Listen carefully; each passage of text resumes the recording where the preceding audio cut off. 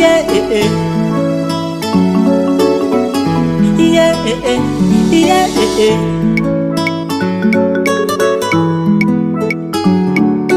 yalala mama, inema.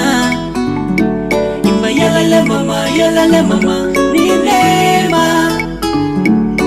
Yalala mama, inema.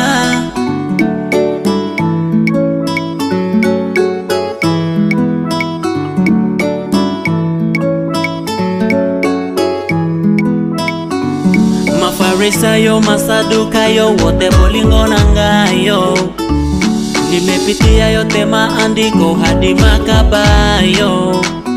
Niyanena huku wako, kwa maana zile tabu na njaa, matatizo, dhiki, balaa inatosha. Maana kwa kuteswa kwako msalabani mimi nimepona.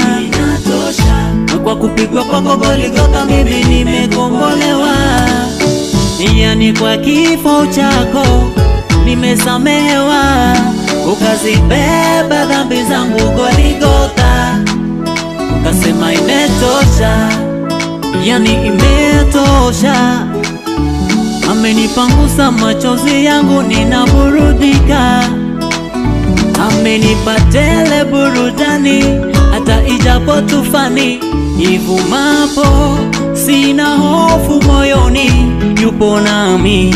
Ameiandaa meza mbele ya watesi wangu, walonivunja moyo siwapi tena nafasi, nasema no, inatosha. Mimi sipendi porojo za waja walonivunja moyo, inatosha.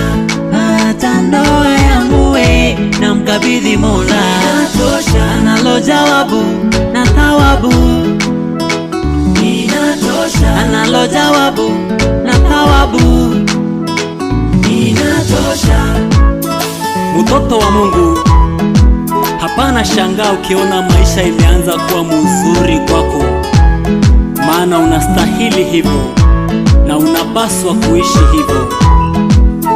Mungu anaenda kubariki mtu ambaye amefunguka na kujielewa kwamba yeye ni mubarikiwa. Wanapoanza kukulonga vibaya kwamba eti umenunua majini, waambie wanunue pia wao, maana Mungu wako ni zaidi ya vile wanavyoona.